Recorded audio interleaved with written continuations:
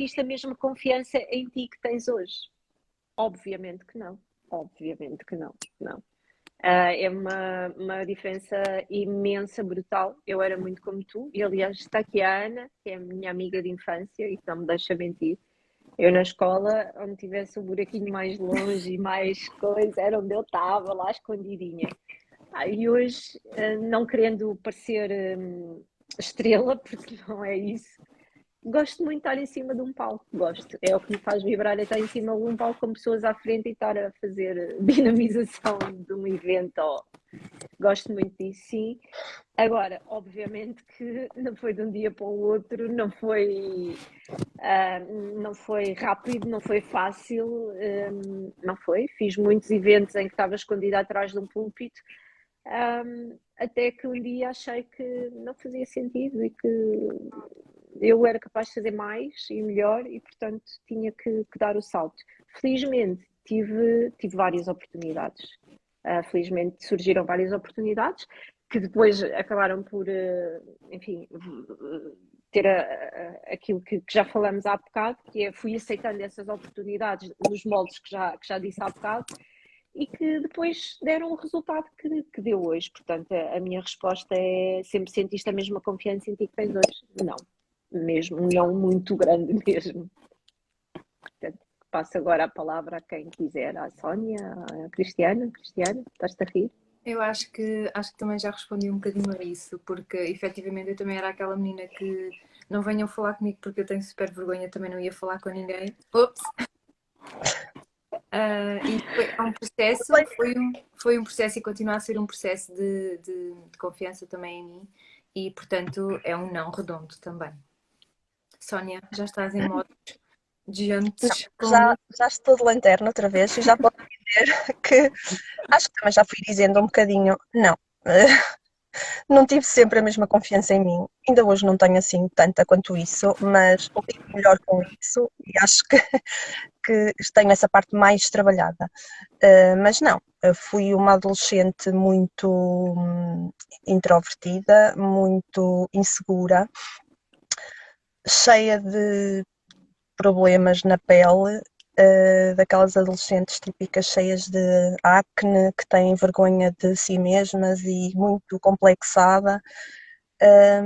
E fui assim até muito tarde. Acho que só comecei a ter mais confiança em mim, assim ali por volta dos 30, já depois de ter sido mãe, é que comecei a ter mais confiança em mim. Pronto, e depois foi todo aquele percurso que eu já falei há bocadinho, mas não, obviamente que não. Eu puxo aqui um bocadinho, só para dar aqui um bocadinho de luz nessa parte da insegurança que muitas vezes os problemas na pele e a insatisfação com a pele das pessoas lhes traz, que as impede muitas vezes de comunicar diretamente, como estávamos a falar de comunicação, impede-as de comunicar, muitas vezes de socializar. Como? De expor, é a exposição, não é?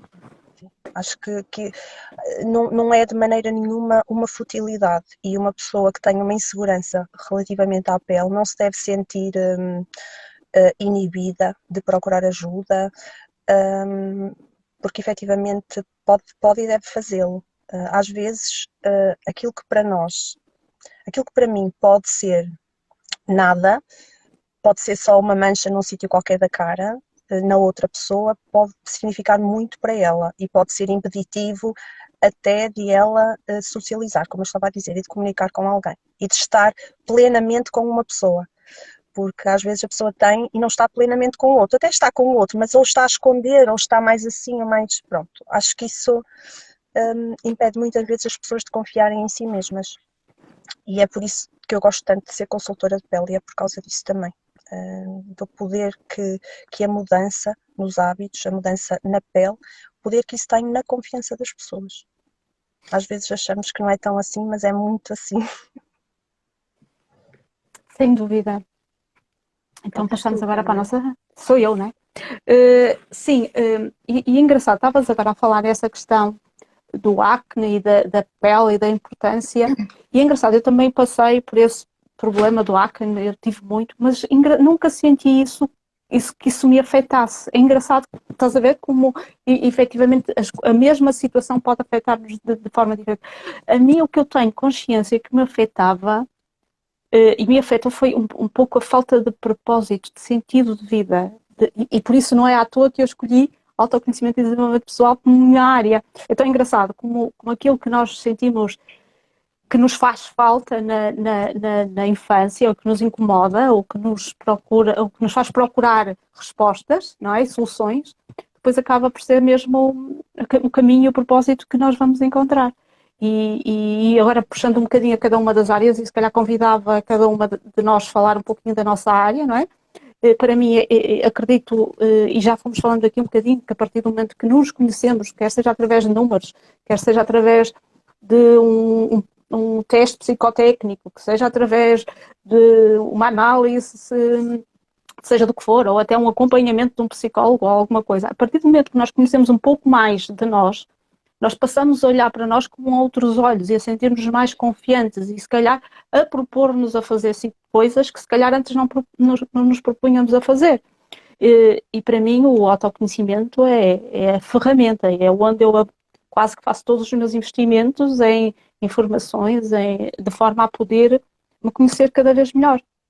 E nesta divisão de mulheres, daquelas que se maquilham e aquelas que não se maquilham. Mas com o tempo também fui aprendendo e com a experiência que eu acho que a maquilhagem dá um up e uma autoestima e leva-nos ali a alma de uma forma... E não tem que ser uma maquilhagem muito elaborada, não tem que ser aqueles olhos todos XPTO. Não, basta às vezes basta só pintar um lábio ou meter uma base para esconder aquelas manchazinhas que nós não gostamos porque temos a pele irregular. E eu já não maquilhei ainda muitas pessoas, mas já maquilhei algumas. E a verdade é que esta semana tive também a minha mentora, Ana Vieira, que efetivamente disse isso numa live que tivemos, em que elas vão para a nossa cadeira assim e saem de lá assim. Porque efetivamente, depois de elas ficarem maquiadas, nós ficamos completamente com outro ar e ficamos a sentir-nos poderosas, não é? Eu acho. É a mesma coisa do que... eu ando sempre de ténis, mas no dia em que eu colocar um salto alto, minha gente, saiam da frente porque eu estou poderosa, estou podendo. E eu acho que a maquilhagem também traz um bocadinho a confiança nas pessoas e a autoestima também, principalmente. E o meu propósito também é inspirar mulheres também através da maquilhagem, no sentido em que não precisamos de fazer grandes produções, não precisamos estar 1 hora ou 2 em frente ao espelho, mas sim coisinhas básicas, uma maquilhagem básica para nos dar aquela autoestima e elevar também a nossa autoestima. É esse o meu propósito aqui também. E nesse sentido acho que a maquilhagem faz uma grande diferença. Por isso é que hoje todas vieram maquilhadas e lindas. E agora sou eu a falar um bocadinho, não é? Exato. Pronto, eu estou aqui com a página do 40 com Pinta, não é? Aqui esta call está com a página do 40 com Pinta. Mas a outra página da comunicação até tem lá um post que fala do medo de falar em público, porque é que o medo nasce, não é?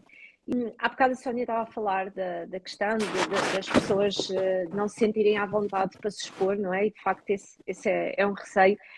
E quando falamos de comunicação e de fazer apresentações em público e do medo de falar em público, é isso, é o medo que as pessoas têm de se expor. Porquê? Porque têm medo de errar, têm medo de falhar expectativas, têm medo de ter brancas, têm medo de ser julgadas, têm medo de ser criticadas, têm medo de não ser reconhecidas, não é? Portanto, há um conjunto de situações e depois podem vir de traumas que já tiveram, nunca tiveram traumas, mas têm isso na sua cabeça e...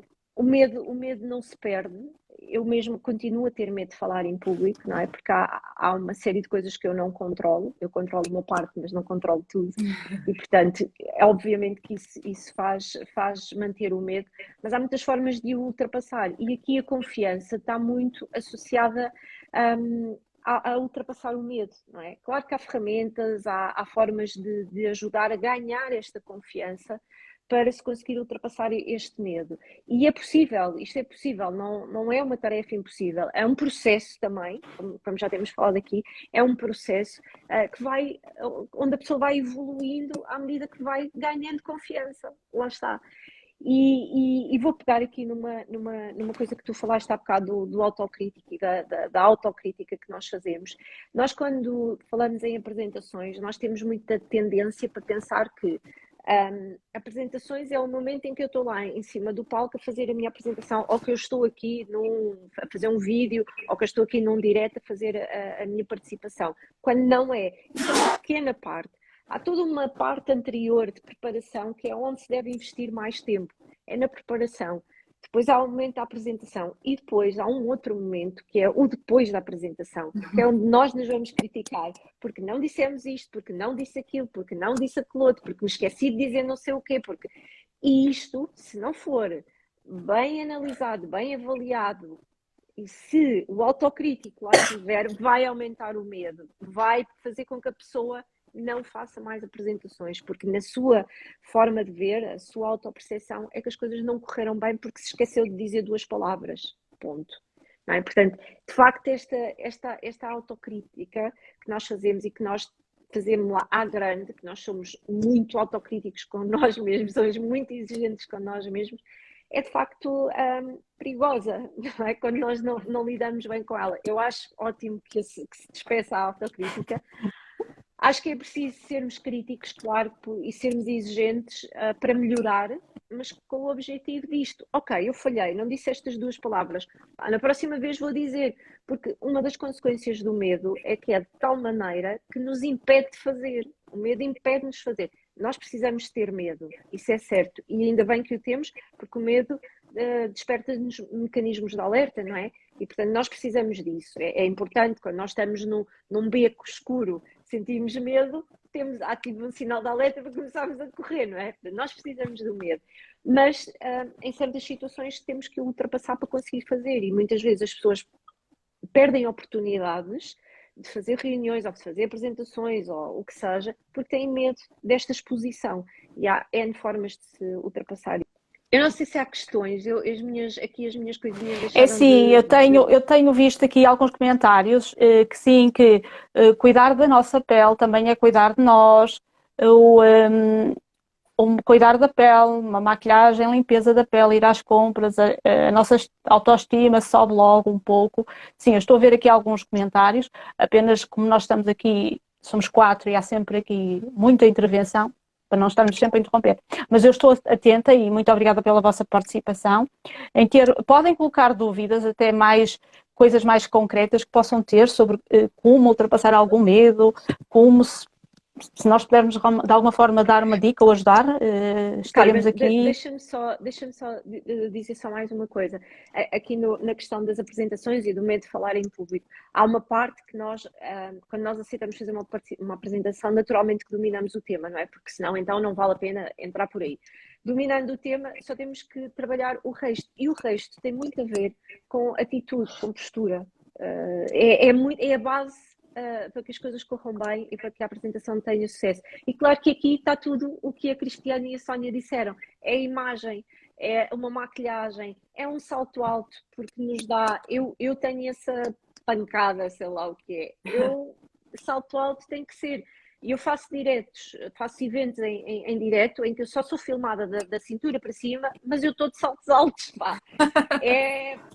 É isto, é sentir-me poderosa, é que eu fico com uma postura que me sinto poderosa e isso ajuda-me na minha apresentação, portanto, e quem diz saltos altos diz outras coisas, portanto, há outras coisas que podem ajudar a ganhar este empoderamento e este domínio para conseguir ultrapassar as coisas. Eu quero só dizer uma coisa no seguimento daquilo que a Telma estava a dizer, porque quando nós vamos fazer uma apresentação, efetivamente é importante nós estudarmos o texto antes. E esta semana tive uma prova de fogo em que eu tive a ajuda preciosa da Telma, porque eu estive a falar num direto, numa live para cerca de 400 pessoas, foi a primeira vez, sobre a área da maquilhagem também. E no dia anterior a Telma disponibilizou-se amavelmente para me dar umas dicas que valem ouro mesmo, e foram maravilhosas, para que há sempre ali, e nós somos muito críticos, lá está, há sempre ali coisinhas para melhorar, mas efetivamente as tuas dicas foram ouro e sabes comunicar maravilhosamente bem, e as tuas dicas foram... Muito obrigada. Foram super úteis, obrigada. Por isso sigam a Telma, porque ela sabe do que fala também.